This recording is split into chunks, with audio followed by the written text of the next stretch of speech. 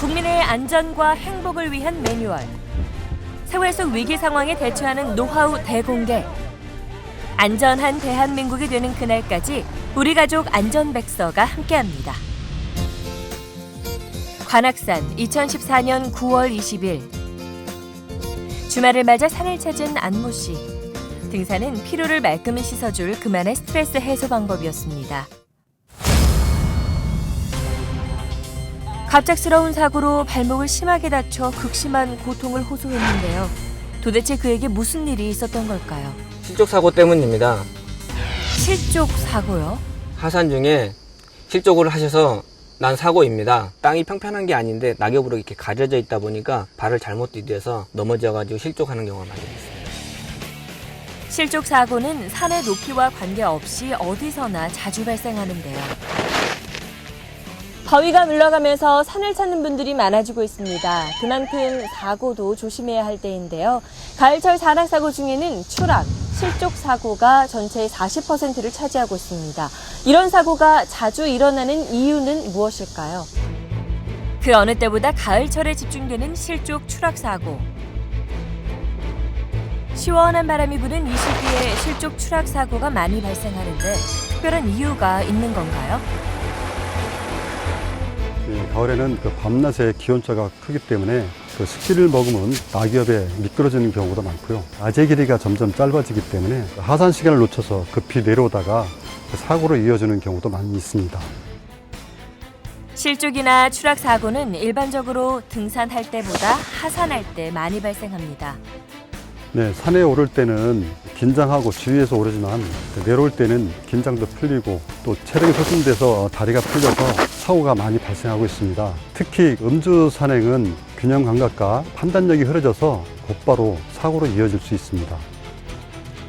또 하산할 때 등산할 때보다 더 빠른 속도를 내는 것도 사고를 일으키는 원인 중 하나.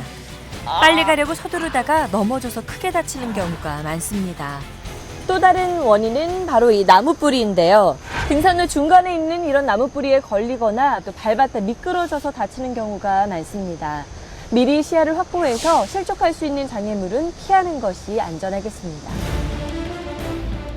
실족 추락 사고가 발생했을 때 대처하는 방법, 우리 가족 안전백서에서 알려드립니다. 실족으로 인해서 넘어지거나 추락한 환자는 함부로 만지거나 움직이면 상당히 위험합니다. 척추나 경추에 손상이 의심되면 전신마비, 하반신마비의 2차 부상이 올 수 있습니다. 실족 추락 사고가 발생했다면 먼저 환자를 안정시키고 부상 부위를 확인합니다. 또 다른 동행에는 바로 119에 신고하는 것이 중요한데요. 이때 정확한 위치 파악이 급선무.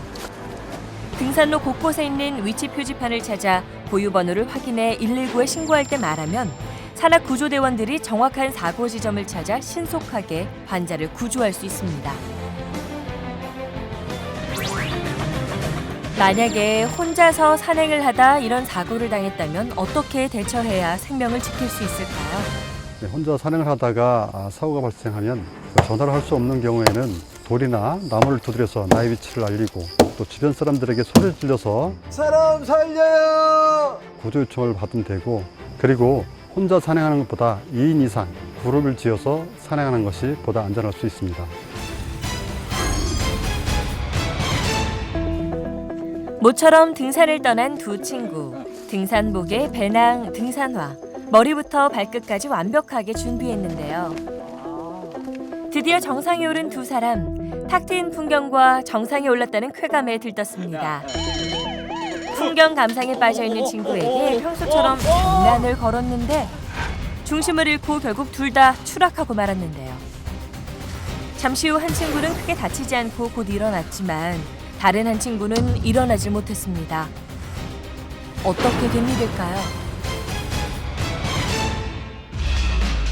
둘 다 똑같이 추락했는데 한 사람은 다치지 않았다면 그 이유는 뭘까? 잘 갖춰 입은 등산복, 배낭, 등산화? 이 중에서 도움이 된 건 뭔가요? 네, 그건 바로 배낭 때문입니다. 배낭 때문에 다치지 않았다고요? 예, 배낭을 메고 가다가 미끄러졌을 때 배낭이 완충작용을 해줘서 척추와 머리 손상을 줄여주는 안전장비 역할도 합니다. 하지만 배낭이 무거울 경우 바로 사고로 이어질 수 있기 때문에 주의를 하시고, 그리고 배낭에 짐을 싸는 요령, 무거운 짐을 위쪽, 등 가까이에 넣어야 배낭의 무게중심이 몸중심으로 오게 되고요. 되도록 빈 공간이 남지 않도록 짐을 넣는 것이 안전에 도움이 될 수 있습니다.